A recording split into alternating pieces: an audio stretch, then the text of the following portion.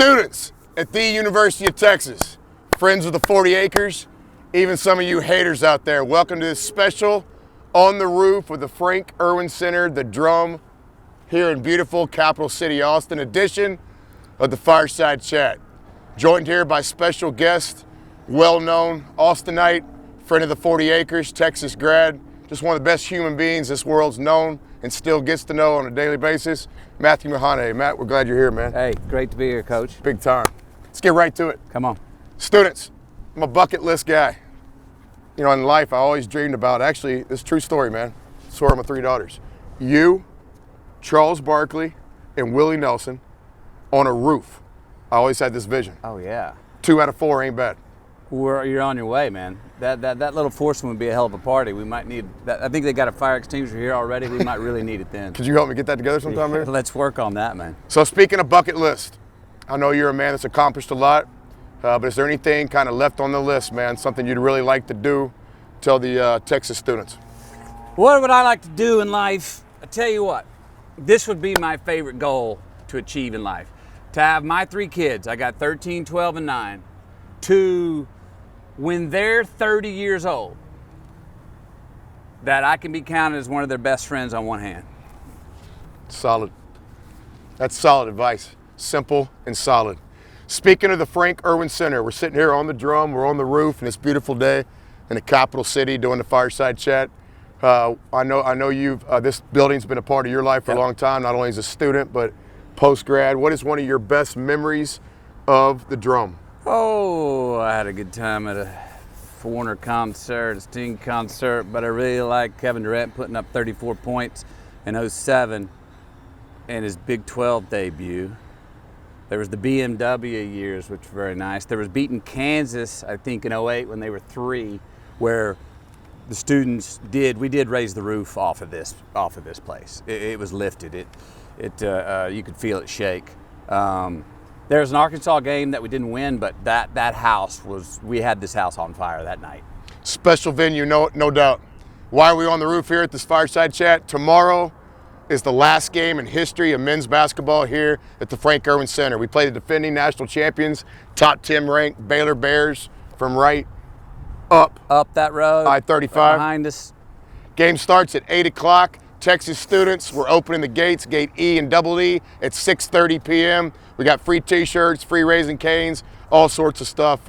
We hope you come to the game tomorrow. Any advice for the students tomorrow as we capture this kind of moment in a lifetime to come to the game tomorrow? Look, gang, y'all know, but believe how much you can actually have to do with the outcome of a game.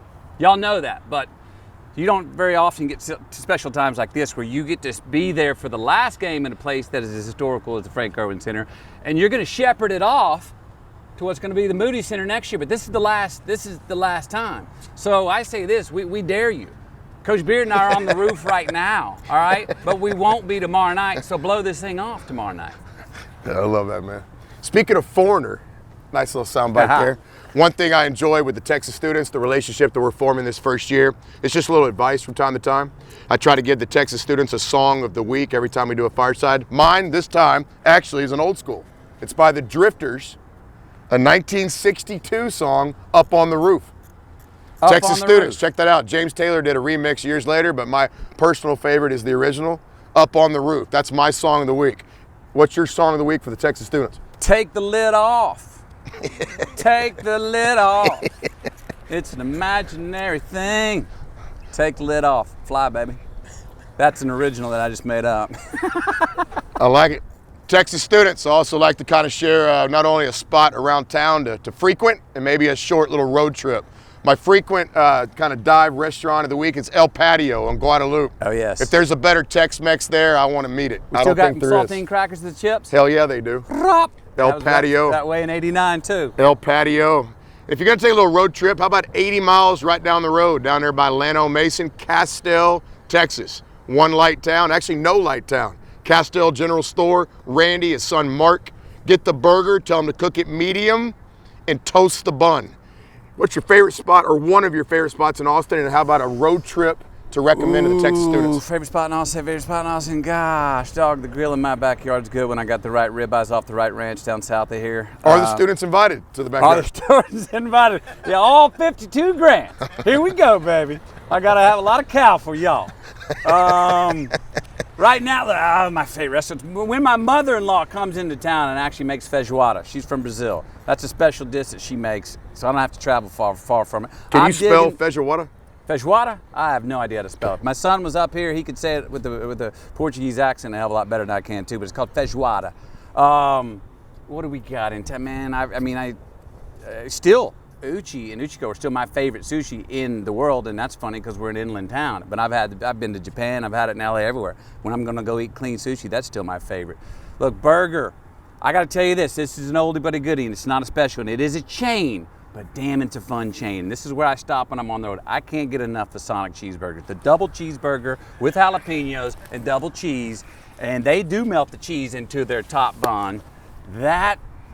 Dang, I like pulling up and they come out on a roller skate and they give you peppermint there for your little free dessert, and you can control your air temperature in your own climate. You got your own music on. I love sitting there, still hanging on my window. You know, I got a card for life free Sonic food because I've talked about them so much. You a tater tot guy or fry guy?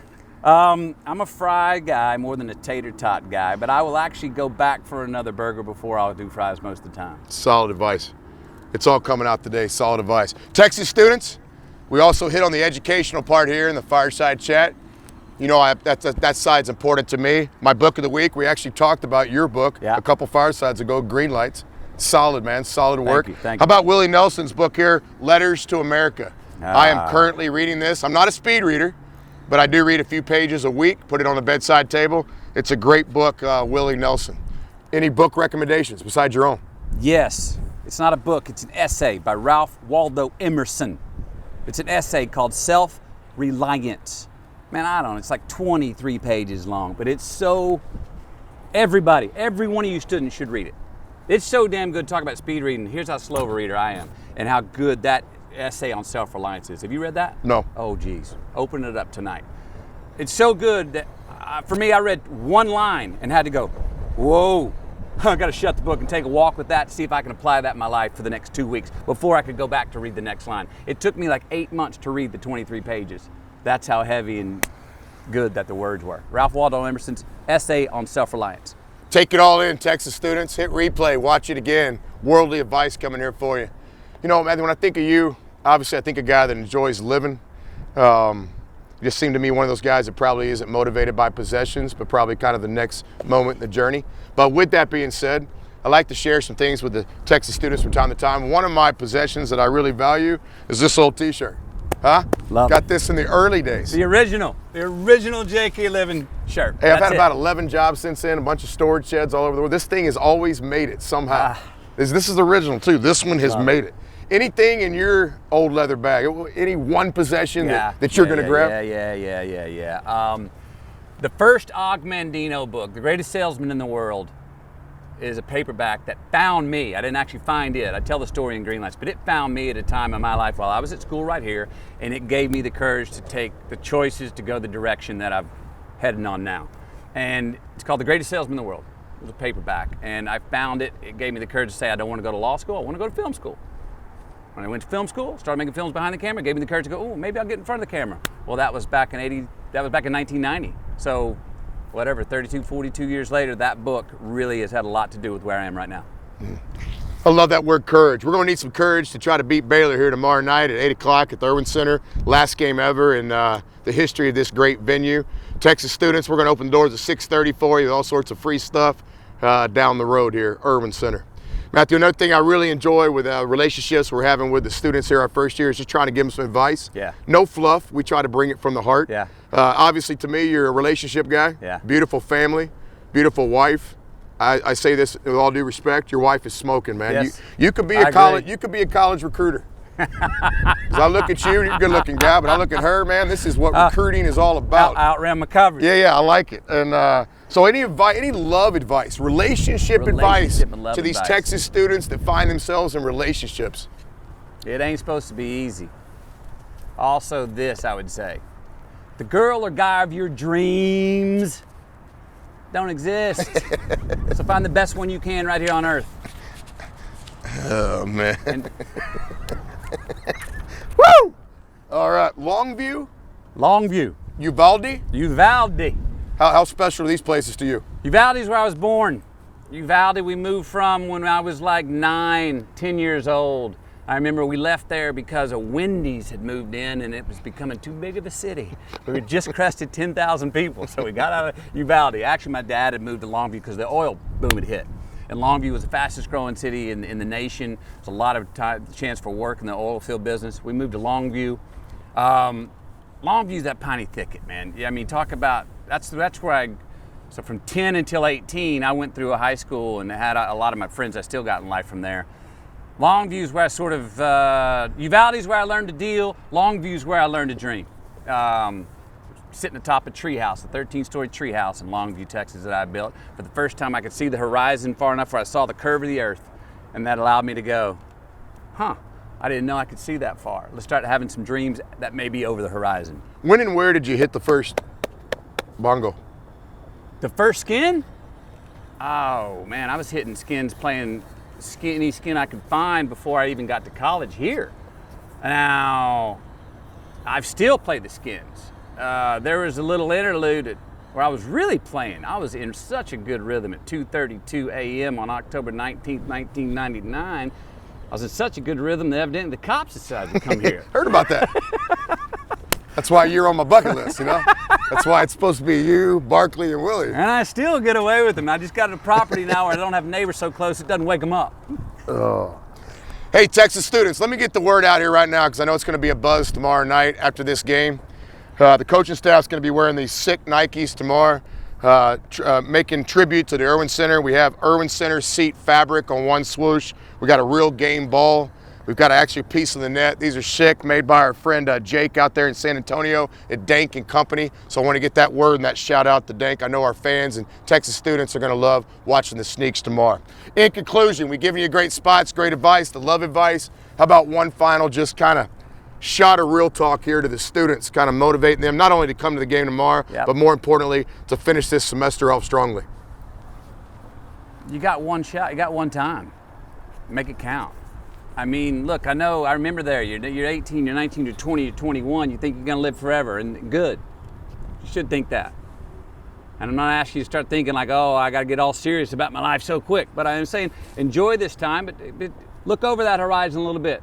Have the long view a little bit about where I wanna go, because the decisions you make right now are gonna be compounding assets for where the heck or heaven you end up in the future.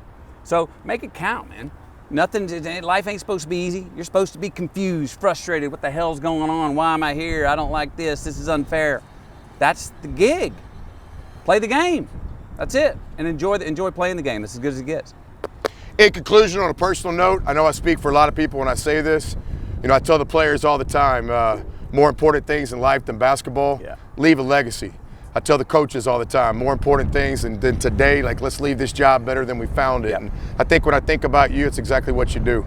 Thank you for everything you've done for this university, this city, this state.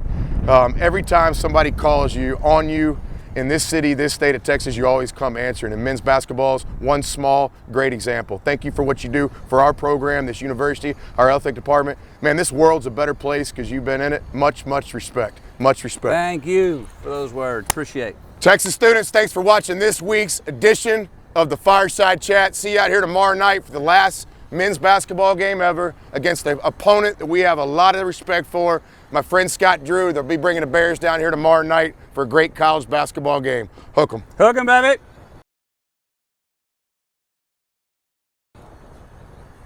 One take. That's it. Foreigner, man. You got me on. I couldn't get.